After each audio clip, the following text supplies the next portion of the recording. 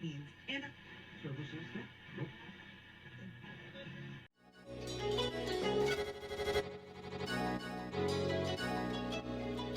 let's go.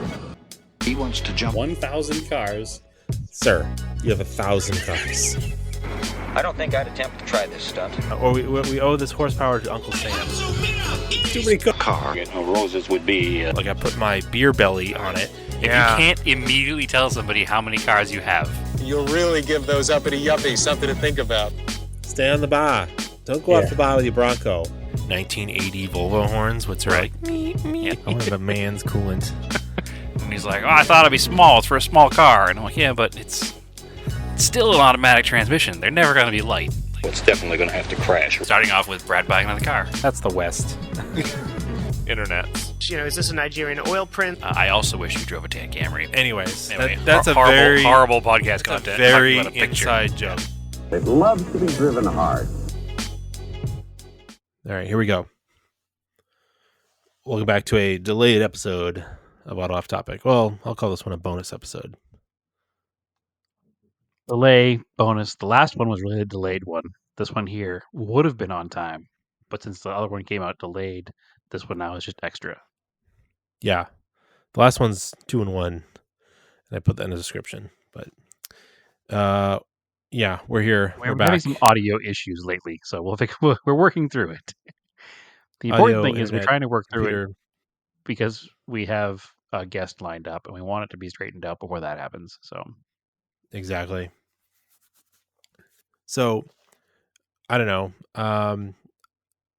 You know what I did tonight before the podcast too was I had to go find wiper blades because Rock Auto let me down.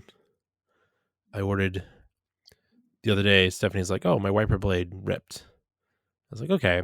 I remember buying them at the dealer, and they were super expensive, like $65, $70 for wiper blades.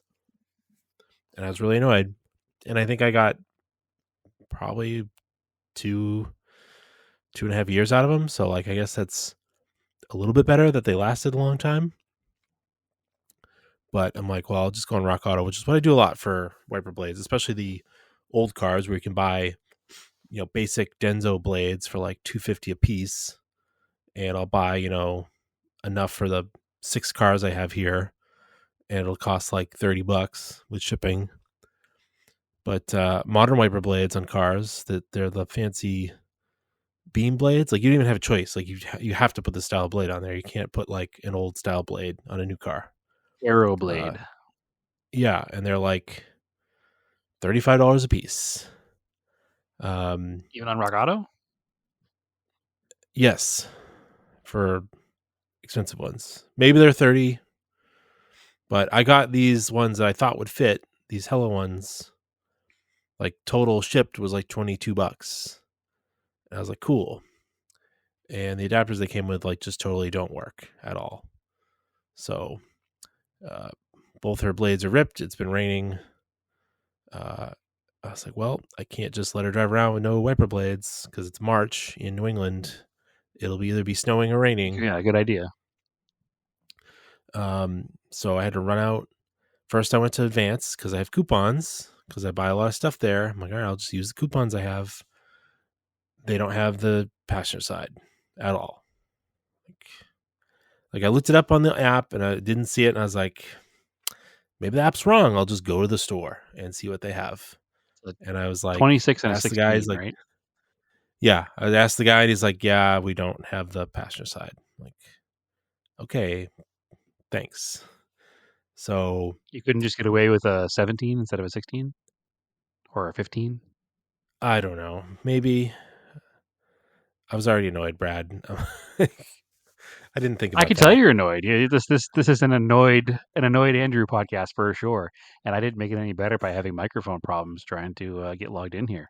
You were just sitting there stewing in this wiper blade anger the whole time. I didn't realize. So then I go You had over to get it out there. Yeah. Then I go over to it's not Advance. What's the other one? AutoZone. You know where they are in Danvers, like across the street from each other. They had them. I had to buy these Bosch ones. $75 for front wipers.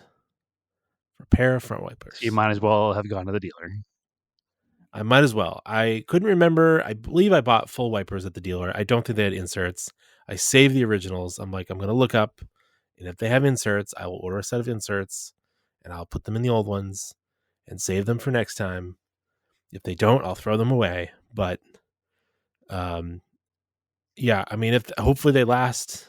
If they last 2 years, 3 years, I guess that's the equivalent of paying $25 a year for wiper blades, but still, that's pretty annoying. Like, that's really annoying. That's even more annoying than a $200 battery. I don't know. Batteries are pretty annoying. Like, batteries and wipers, for whatever reason, are the two things that are super expensive. And wipers were expensive pre-COVID. Like, I don't know. It's like, I think it's because they're just like a point of purchase. For reference, I'm looking here on Amazon just because that was where I decided to look. And I typed in Aeroblade. And I mean, obviously the computer is listening to us because the third result down is Aero Avenger 26 and 16 Subaru XV Crosstrek, which I've never ordered parts for, so it's weird that it'd be my third result. But anyway, they're $23.99 for a pair. So obviously it's something you can buy if you purchase them ahead of time. For I'm sure. Much more discounted price. Yeah. Which I tried to do. Normie card. Yeah. And I tried to buy them from the normal place I like to buy parts from that I normally have very few issues with. Because I've been trying not to buy from Amazon all the time. Yeah, no, I agree. It's probably a better plan to not do that, but that's just where I went to look real fast. So it's weird they wouldn't fit. The adapters were wrong? Adapters were like probably a 0.5 millimeter too narrow, so they weren't tight in the arm. So like these are, it's like the arm end is like square and has like a square locking button, and the ones from Rock Auto would slide in but not latch, so I could just pull them right off. So as soon as you're going down the highway at 70 miles an hour and she turns on the wipers, they'd probably fly off and she'd destroy the windshield, and it'd be like even more annoying. Yeah, that's annoying. I know exactly the kind you're talking about. My Volkswagen had those, and I remember buying the Bosch ones, but I did not pay $75 for them. I can tell you that. I think I actually bought them from FCP. Yes. So that was the other thing. I ordered. I had the oil change in the Volkswagen, and like I said, I like Autobahn. They do a nice job, but they wanted me to do rear brakes, which I don't really think that, I've done a lot of brake jobs. 4 mil pads, 4 mil left on the pads, to me doesn't sound very thin. Like, it's about 2 half or 3. Yeah. And they're like, they're 8 to 10 factory usually. Yeah. I was like, I don't want to do them today. Because also, I've talked about this on the last episode. They wanted $1,200 to do the rear brakes. I was like, definitely not. That's absurd. Yeah. So I was like, well, I'll just order the 4-wheel brake kit from FCP Euro because it was $350. And then at the same time, I go into my account. I had already ordered wiper blades from them before, like 2 years ago. I went back. So I think I talked about it probably 2 years ago on podcasts. I ordered a set of wiper blades from them, and they sucked. They were like Bosch ones or something. And they were super streaky, and I left a terrible review for them. But you can't warranty them because they'll just send you the same ones again. So I went and ordered Vallejo ones that they had. And now those are getting kind of worn out. They're not bad, but I was like, well, I'm ordering a bunch of stuff anyways. I went and I ordered the same exact ones from my account. So now what I'm going to do is replace them, put them back in the box, and ship them back to them and get a credit for them. So that's, I'm working that FCP Euro lifetime warranty thing they got. So at least on that car, I'm not paying an arm and a leg for wiper blades. I just looked up the Bosch Clear Advantage on FCP Euro, which is probably the ones you bought for the Subaru today. Are for a 16-inch blade are $6. Yeah, maybe they'll fit.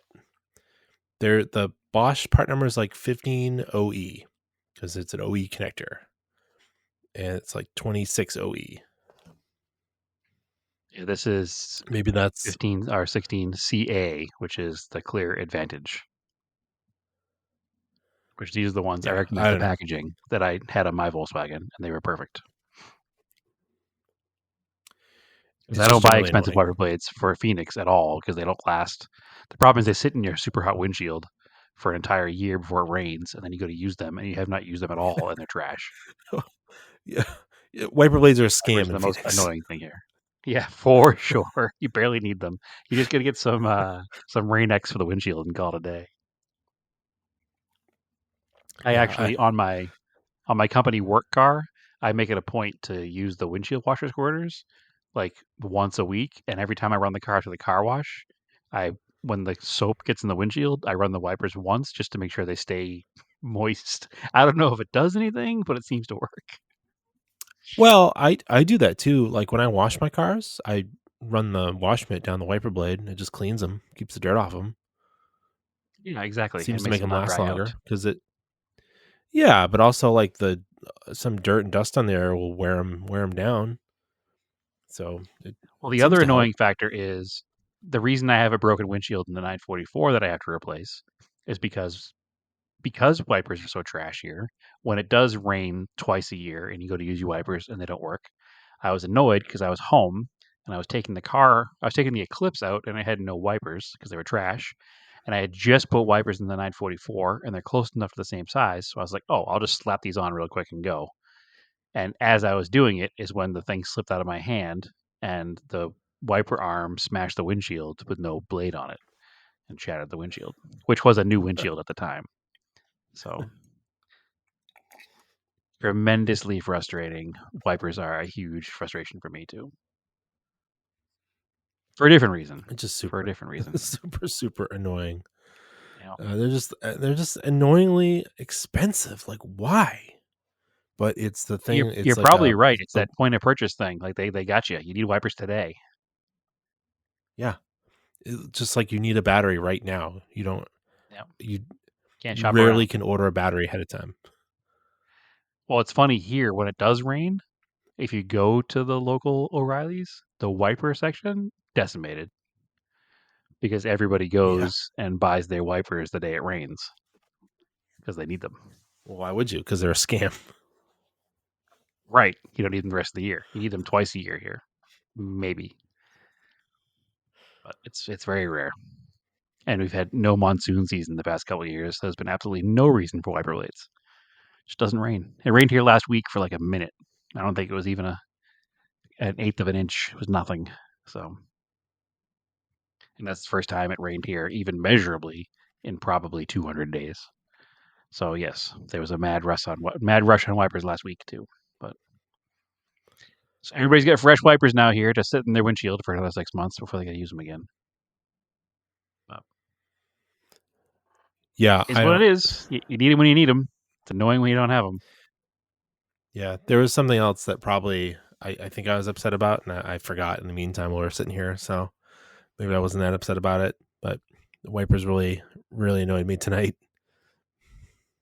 Just like so. That's why you have this podcast, Andrew, so you can rant about things. I need to rant about why my computer's not charging.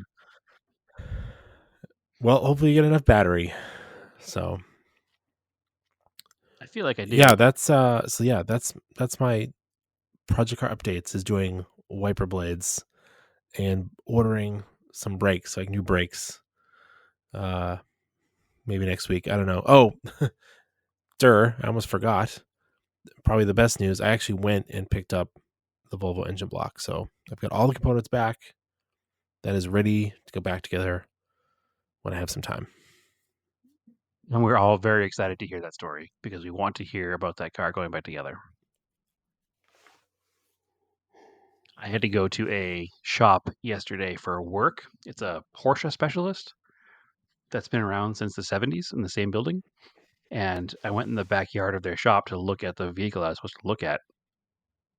And there was a smattering of vintage Volvos back there as well.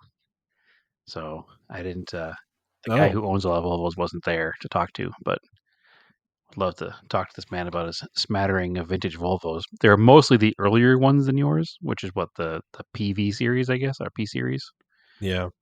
like the big rounded ones, which I like a lot. But it was neat to see that collection back there. There was a bunch of like early water cooled Volkswagens, Mark 1s and Mark 2s, and a bunch of early Volvos mixed in with all of the cool Porsche stuff that was there. So very rad spot.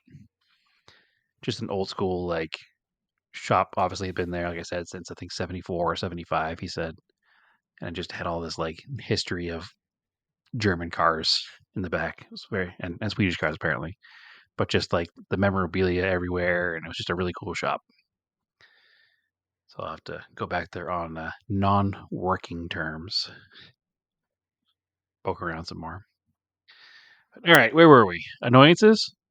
We're over annoyances? Project cars? We got your project car? I think so. Yeah. I haven't worked on any of my cars all week. All 2 weeks, however long it's been. We did dive back into the Mustang project. I think I kind of teased that last week when I said we were moving it. But that's back under full swing. It's sitting in the spot where it's going to be worked on, and it's jacked up in the air with the front wheels off and starting to kind of dig into more removal of parts so we can do the finished bodywork on the engine bay and get it painted and slap that engine in there. So I did make a discovery that it's a 4-wheel drum car, non-power drums. Yeah. I thought for sure Oh. it had front discs, but it does not. Huh. So that's another added cost. We're going to end up putting discs on it as well. So can't. I don't think I'd want non-power assisted 4-wheel drum brakes in modern traffic. When everything around you can stop from 45 miles an hour and 20 feet, and you can't. So Yeah, but can't you buy like a spindle assembly with discs for like not that much? Don't they you don't just even use need like to buy- Fox body discs? So there's a couple different options. You don't even need to buy spindles. It's all bolt-on bracketry basically. The biggest issue we're running into is we have to buy a very specific kit because she doesn't want to change the wheels. It has the wheels on it that her mother put on it back in like 1976. The Western. Yeah, you don't want turbines. like oversized disc brakes. So the problem, even the Fox body stuff requires a 15, and the wheels are 14s. So there are a couple of kits out there that do allow disc brakes in a 14. So it's going to be the one thing we got to worry about. Yeah, there's one kit that she found that the company that sells the kit shows it sitting inside the factory front 68 drum. So you know if it's inside the drum, the entire rotor and caliper assembly. So you know it will fit behind a 14-inch wheel, obviously. So that's probably what we're going to go with. Well, that's all you need. It's not incredibly cheap, but I think that it's way cheaper than smashing a car and reconstructive tooth surgery. If God forbid something bad did happen. Not that I think either of us are a bad driver. It's just there's no overcoming the fact that you're behind a car on the street now with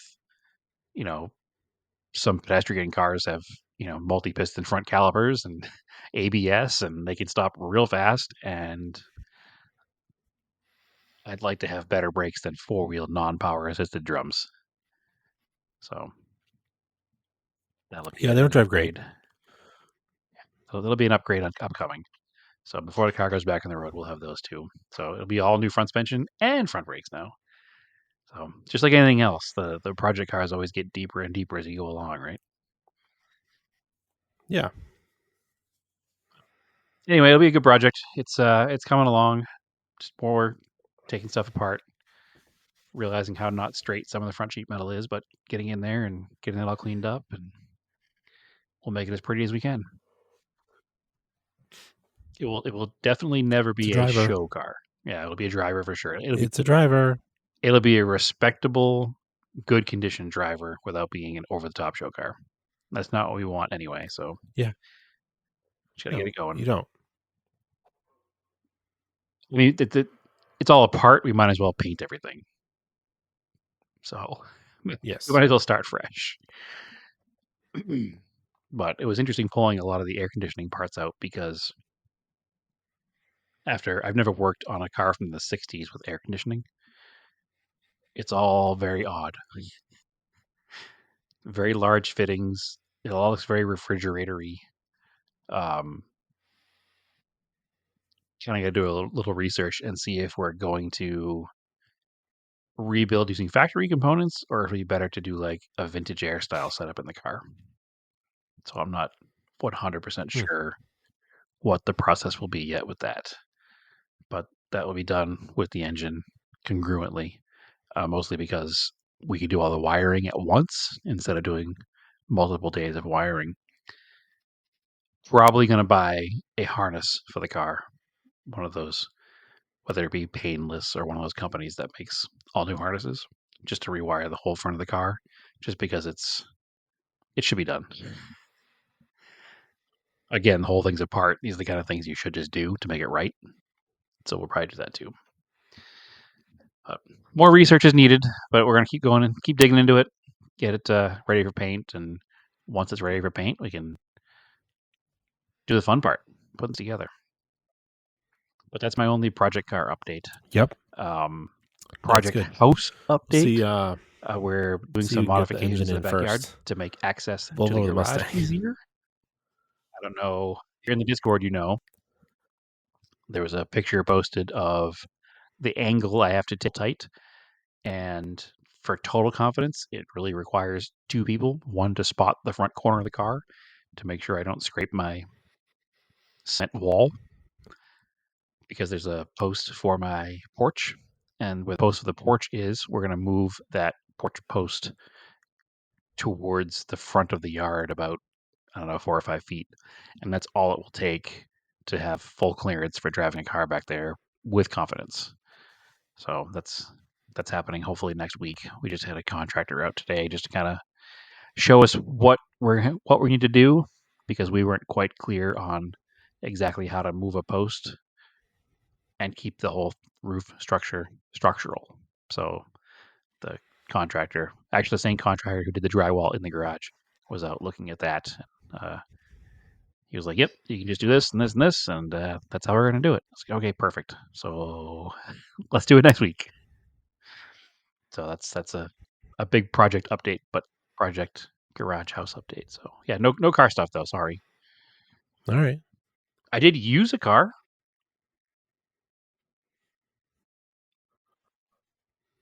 Successful first trip with the truck off road. Yeah. What'd you do? Yeah, if you're in the Discord or follow our Instagram, you saw pictures. Not only did I have my first successful off-road outing, but also I had my first recovery. And not me being recovered, I recovered somebody else.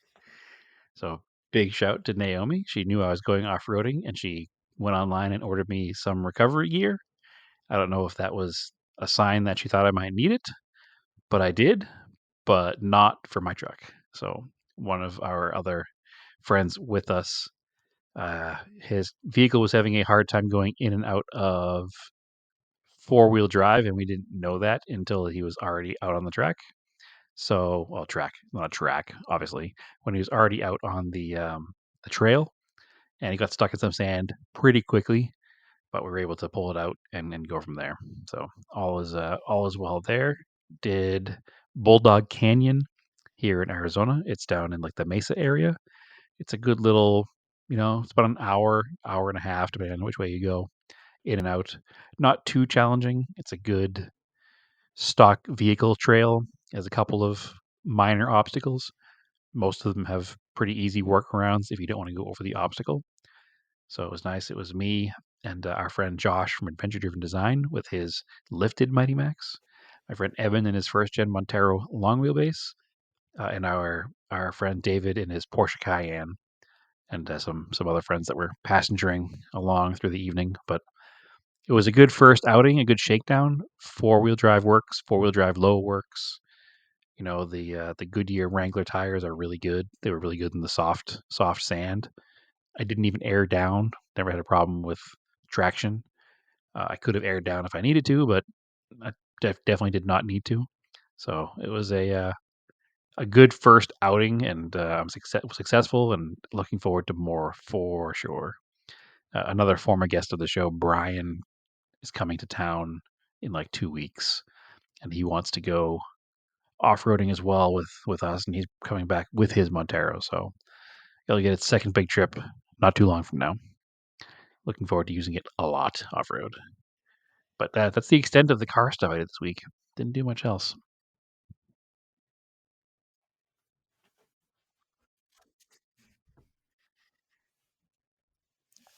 Yeah. Well, before you get to that, I have So, a Scale Autocast NASCAR, I guess? annoyance. If you want to continue with Or do you the wanna theme talk of the on episode Scale about Autocast? annoyances and prices. I've been a member of the Hot Wheels Collector Club now for a few Sure. years. And I know you can throw nerd comments my way, but it is what it is. Okay. Basically, Nerd. it's access to members-only models. And they're Hot Wheels, so they're not as nice as, say, a Tarmac or an Inno. They're just nicer Hot Wheels. But that's what I like about them. They have a certain like Hot Wheels charm to them while also being nicer. Yep. And the whole thing was the membership cost $10 a year, which is not super expensive, and the cars cost usually about $20 for one car, which puts it in line with a Tarmac or an Inno 64 or a Mini GT or any of those cars. They're all in that same general, $15 to $25 price range for most of them. So it fit right in there, and it was cool. And Yeah. I liked having them because, like I said, they're obviously not as fidelity scale. They're not as perfect. They still look like Hot Wheels cars. They just look like fancier Hot Wheels cars, and they all have that original 1968 Hot Wheels style paint with like they call it the Spectraflame finish. So it's basically like they're all candy finished. It's just they're a neat piece. They're not anything special, but the last 3 or 4 releases are no longer $20. They've been between 35 and 40, which is a lot more money, almost double. And then for some reason, their shipping is always like $7 to $10. So now you're For Hot Wheels. 40 or $50 for one of these cars, and I am no longer interested. Yeah. I like them. They're neat. They're not worth $50 a piece. That's for sure. Even at 20 plus shipping, they were like, it's high, but I like them, so it's fine. But I mean, I think they're going to lose a lot of their customer base at 40 to $50 a car. I'm not sure why they did that. I'm not sure if it's true cost or if they're just like, hey, we sell every single one of these every time. Let's jack up the price and make more money. That's more than likely what I think is happening. But it's frustrating because I Maybe. enjoy the collecting of it. I enjoy the, they sit on my desk and they're pretty to look at. And now, I guess I don't need any more, but it's annoying that they're twice as much money for apparently no reason whatsoever. So something, the economy, grr. I don't know. It's all angry. So anyway, yeah, they're a lot more money, and I don't want them anymore. They've lost me as a customer for sure. I'm sure they're very upset. They probably not, but All right. yeah, pretty much. It's just frustrating because if Worst they went up Hot $2 or Wheels $3, ever. $2 or $3 is 10%. That's a big jump. And they'd make a ton more money, but to double the price of them for not getting anything additional is pretty absurd. So on that note, I'm out. Well, yeah, and that's I'd rather 100%. buy the other stuff.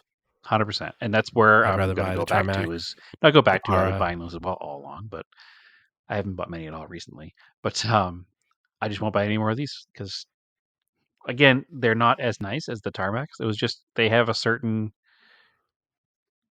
charm's the right word. They were neat. I liked them because they were neat, but they're not neat enough to spend $50 a piece on. You buy a lot better stuff for $50.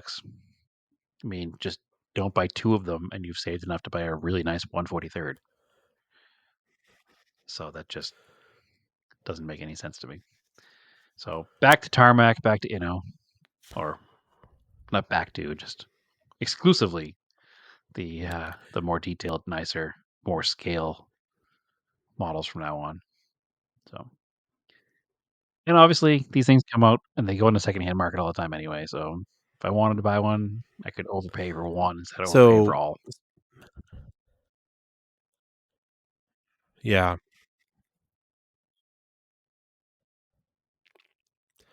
All right. Well, speaking of like Hot Wheels ish and premium diecast, I bought I finally got it. It was on back order. It was the Kaido House Mini GT Tamiya collab Clodbuster, but it's based on the Kaido House square body. It's very cool, but with the I don't know why. Clodbuster livery. From I don't the know why RC it's cool, truck. but it's cool. It's pretty cool. It's more interesting to me than the other version and any other version of the square body that's Kaido House, because I generally don't. I have a few Kaido House cars, but I generally don't buy a lot of them because they're that's every kind of like brand, unfortunately. 4 or 5 of That's the just same car how they over and make over money. again with different paint. If you look at anything, even the tarmac stuff is a lot of the same castings over and over again, just because they have the casting. They're going to try to maximize it the most they can. What I don't like about most of the Kaido House stuff is that it's like a lot of it seems like a diecast model of a 3D render. Like they all have big body kits and over the top, and there's a couple I like, but overall I try to stay away from them. But the square body looks like basically just a typical custom square body, just a lowered square body with big wheels. Which it's funny because the Clodbuster is a big monster truck, but the Kaido House one with Tamiya is a lowered square body. So they also do, which I'll probably pick up, an R34 Skyline with a wide body kit, which I don't normally like, but it's done in the Tamiya Hornet livery. So I think that's kind of cool. Yep. Yeah. I think it was an R34. Oh, it is? I didn't see that. Yeah, this one's got the hood opens. It's got an LS in there. Tailgate opens. I don't the care. The wheels roll, I guess, which is a thing. Does not matter. A lot I of prefer collectors they really don't. like to have the wheels roll. I'm indifferent to that. Yeah. Yeah, I don't want them to roll off the shelf. I don't care. It's a really weird quirk. Not for track. I don't know. So yeah, I picked up that the other day. But speaking of the last Hot Wheels Collectors Club thing, was that Toyota pickup truck, right? The last one was an Audi.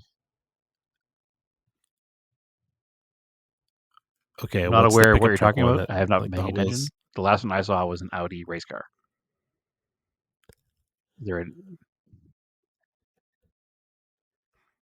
Oh no! Okay, there's a lowered Hot Wheels Toyota like Iron Man, Iron Stewart truck. It's lowered though.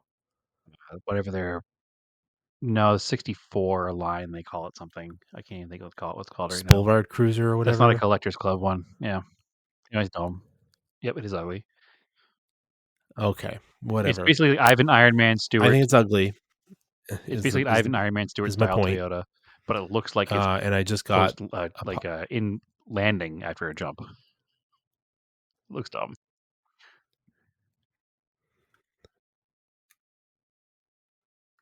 Yeah, it's weird.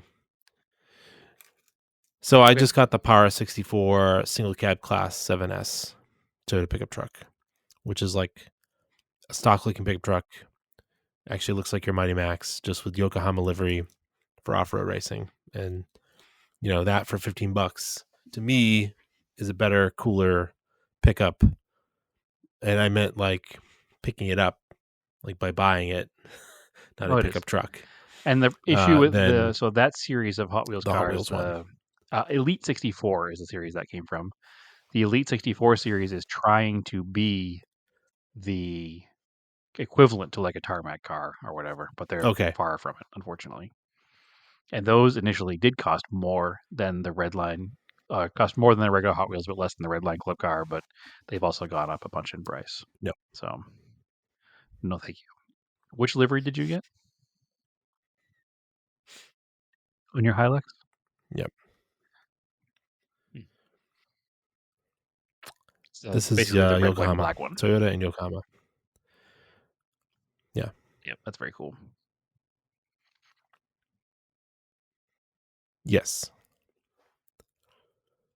I'll send you a picture of it afterwards. This part works terrible for podcasting, but the Element, so RC stuff, I think I talked about, I shortened the wheelbase on it.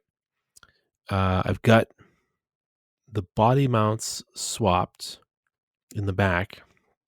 Came within the kit extra tall body mounts, probably to mount like one of their SUV bodies. And I got off of Amazon those adapters that go on top of the body post to turn them into magnets. They just kind of, they have like a single pinhole. You put them on, throw the E-clip through, and or the body pin, and then I'll have to glue the magnets to the inside of the body and set it up. But I got to pull the bumpers off so it'll sit down lower. Maybe I'll do that after this podcast, kind of figure it out. So that's coming along. I bought an Anora You look very Beetle cool. body for the SCX 24 because I just thought it looked cool. And then over the weekend, we went to Fun Spot, which is one of the world's largest arcades. And they have a whole vintage arcade section of all 80s arcade machines. And I found this one game. It's like Superbug. And it has this jacked up beetle as the art on the machine. And it's like tall. It's got big tires. I was like, that's what I'm going for. I'm going to try to paint it. You sent me a picture. It's like kind of yellow like that, with, like, and add pink some accents round on the driving hood lights on and the like roof. a checkerboard pattern on the So door. that's the next thing for it. Yeah. I might not do those colors, but because I already have the yellow Toyota I just painted Yeah, no, it looks body really good. that's on that thing. But going for that style. Kind of with it. very bold. So maybe very like a bold, late 70s, early 80s. blue or retro. something with a checkerboard. Something kind of 70s looking. Very cool. Yeah. But so that's what I got going on with RC stuff. I haven't touched the Orlando Hunter kit at all. I've been running the grass. I've been running the I was grass. trying to work on this Element. But anyway, that anything else? nostalgia hit that I talked about last week. What's crazy is that I've driven it now on 4 Yeah. separate occasions You having fun with that? for 20-minute sessions each, and I haven't charged the battery yet. Yeah, it just still going. It has that little 380 Really? size can motor, and it's like a 3,500 milliamp hour battery. Wow. It's going and going and going. Yep. Yeah. So. Oh, okay. Oh, yeah. That's pretty big. Yeah, it has not. Yeah. Hasn't even. Yeah, the nickel metal hydrate hasn't even batteries are slowed better down. than the It just NiCads. keeps going and going and going. So, but I'm going to run out of transmitter batteries before I run out of batteries in the car. So, it's perfect. Wild. It's crazy that I haven't run out of battery yet. Doesn't make sense. So I'm so used to our childhood RC cars where you get 10, 15 minutes tops. That's cool. But yep, or you put a bigger motor in, you get 7 minutes.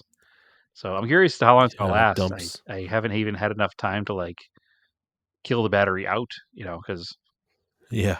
it's funny because as an adult, you have, as a child, an adult with childlike wonderment, you have the money to buy the toys you wanted as a kid, right? The problem is you don't have the time to play with them. So I haven't been able to run a whole battery through it yet. But again, I've probably run at least 3, maybe 4 20-minute sessions on it and haven't had any dump at all. And I mean like full on, like just drifting around the backyard full throttle almost the whole time. So interesting stuff. I fully expect it to die eventually, but yeah. Yeah, I probably get 20, 25 minutes out of the Tamiya Piero Mine's like a and the Tamiya 3500. Wild I one. think it's not that much. But I think I only Yeah. have like I 3,000 guess I'll have to look batteries and see what battery I have. I forget. It's been in there so long. in the I haven't 540 even- cans. I remember what it is. But yeah, it's been fun. So anyway, real quick NASCAR update. That's cool.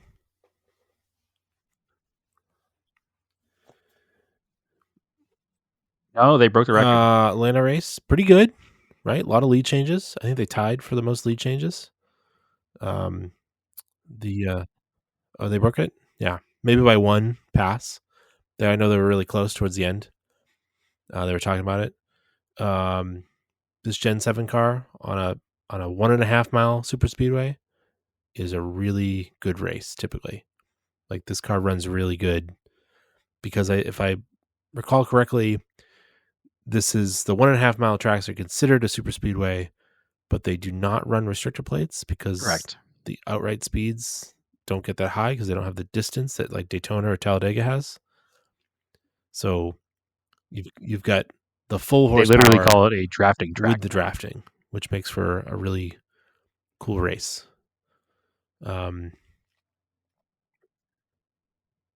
Yeah. But I mean that doesn't make a bad race, I don't think. Oh, no question. And knowing There is where to make skill the pass in and what to pulling do. that draft away from people and making that draft work. And again,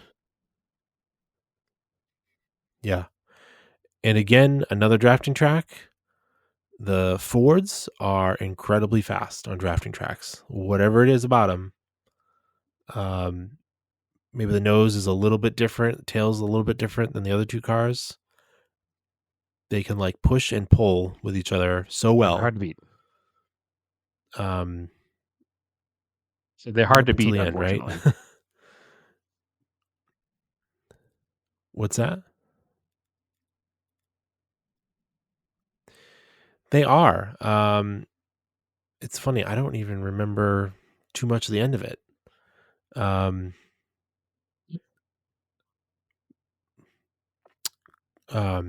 Christopher Bell won, right? But Hocevar. it was because is it Carson Hocevar? Hocevar Not win. Yeah.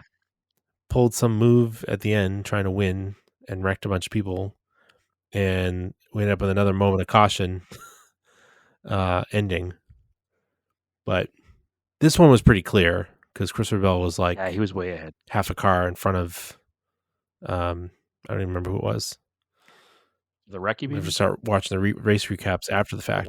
I missed your question. I'm sorry. I was trying to. Who was it? Somebody not Christopher Bell. Who finished second? Who finished second? Yeah. I'm bad with. It's funny. I watched the race bad and then with, don't commit it with really to names. memory that much. I always have bad with names. I guess I'll have to start watching. Hocevar recaps. finished second. So it was Christopher Bell, Hocevar, Kyle Larson, Blaney, Spinhouse Jr. All right. So the fact that Hocevar and Stenhouse, I think he pushed. He Hocevar- definitely pushed Cindric I out of think the he way. pushed. For sure. Didn't he a push bunch of Cindric cars out of the way? during Cindric the was day. up He took there, everybody off. England for He another also win, ticked off just like at Daytona. Busch a lot. Yeah. So, and he ticked off Larson at one point because he pushed Larson out of the way. What's funny to me is that I was like kind of on the fence about do I like this kid or not. Yeah. And then this week he's been posting on like Instagram him playing iRacing, and he's using audio from the actual race of like people mad at him, and then he's showing him dumping them on the iRacing, and I was like, okay, that's kind of funny.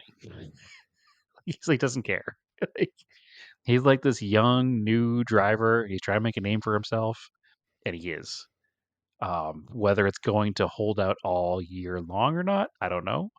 But he drives for Spire Motorsports, and what did Spire Motorsports do ever up until these past two races? Almost nothing. So the fact that he took a back of the pack car and he's had it at the front of the field for at least the first 2 weeks of the season is pretty impressive. So I think he's going to be one to watch this year. Yeah, I think he's going to be one to watch this year. First 2 drafting tracks. My favorite. So we'll see. Because this week they're at Coda, which should be an interesting race because you've got a bunch of guys that can run road courses. You have a couple of road course experts. It's probably 3 or 4 guys that are road course experts, and then another 5 or 6 guys that are good on road courses, anyways. So it should be interesting to see who can get the car set up. This newer well car is built for and road courses, so lead some it's laps, I going to be guess. I fun. don't It's know. always fun. The road courses are my Could be favorite. I don't know which road course is my favorite, whether it be a traditional one like Watkins Glen or Coda or the Roval. I don't know, but I love road course weekends. They're my favorite NASCAR weekends outside of the Daytona 500. So I'm definitely And it used to be Sure. it used to be just Watkins Glen and just Sonoma for like a million years, and now they're running like 3 or 4 road courses, and it's just funny to see people that are like, oh, they're running road courses. Oh. It's like, well, the cars run really good on a road course. If you're, if you don't like it, don't watch it. It's part of the sport. If you're a driver and you don't like the road course, with get better at being a road course driver. I don't know. Just to compare things to other sports, baseball players don't like going to Colorado, right? But because they're going to go. They still got to go there, elevation or not.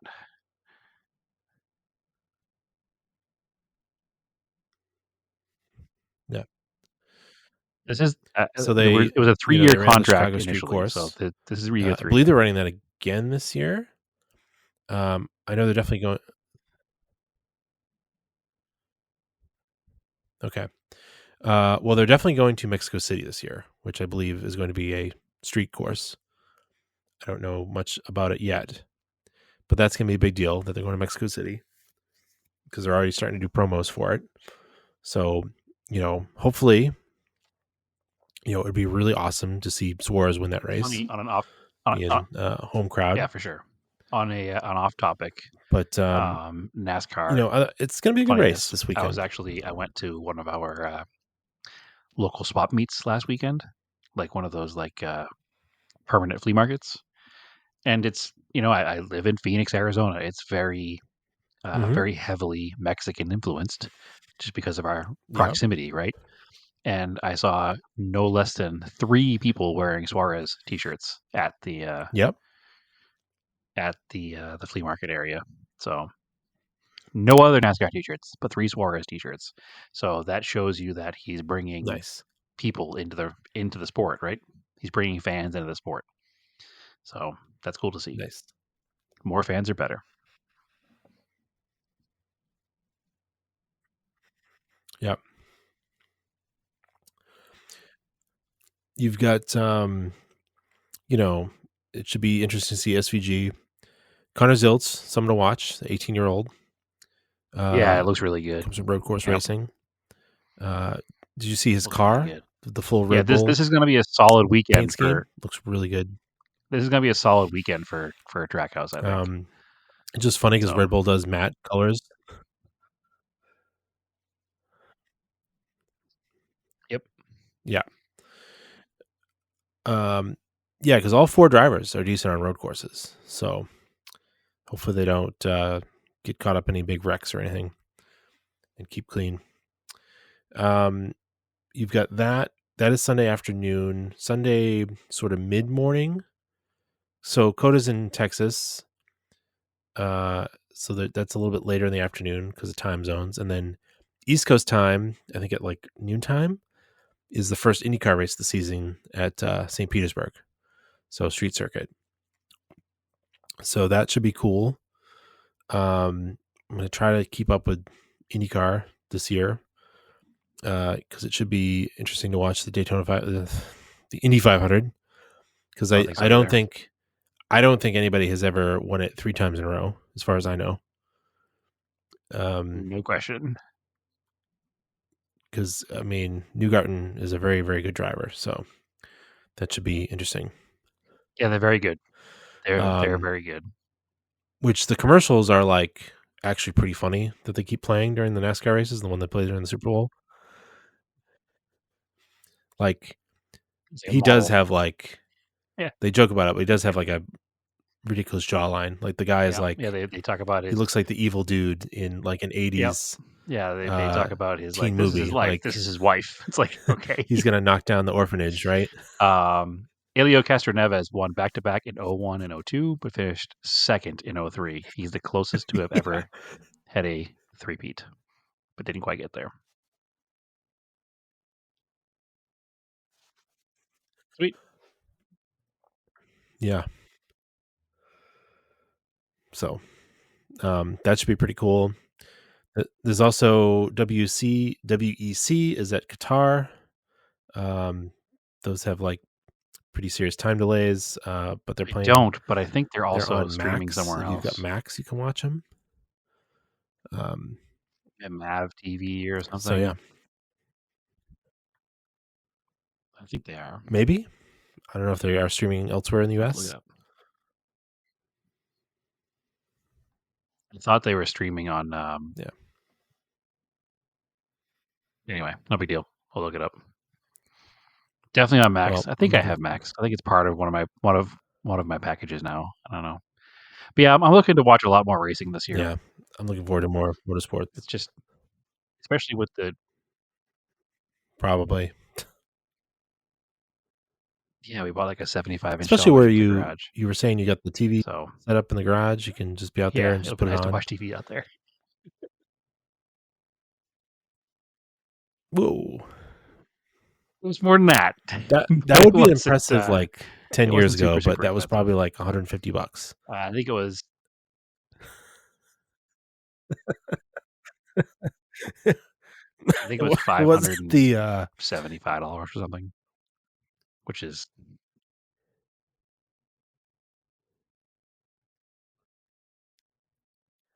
it would be it wasn't ridiculous. the my price, first flat screen price TV 10 I years bought when I ago, bought my where a house in 75-inch TV would have been 2009 like $10,000. was 43, and I think it was $1,000. So, and that was even like a deal then, right? Now a 43-inch television's like they give you one for spending $100 in groceries. It's so cheap. So, but yeah, no, it was. I wanted to buy a nice brand too. I didn't buy a, whatever generic brand television. It's I didn't buy like an Insignia or something. I bought a nice name brand television. TV brand TV. It's a good one. But it's a Samsung. But anyway, yeah, I'm stoked to watch racing out there while working on things. So maybe this weekend will be the first. We shall see. I still haven't hung the TV yet, so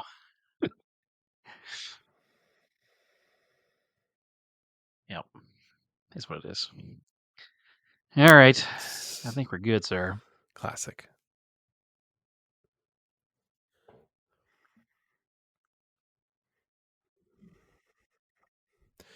All right. Well, that's your bonus episode. Come visit us on the Discord. We got a lot of fun stuff going on in there.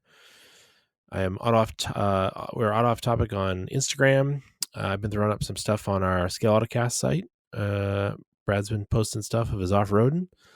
They can and find you me also find me on Race and Anger. I'm on Instagram and Threads. TSI SS350. And Brian, where can I find you? On the Auto Off Topic and Scale Autocast pages.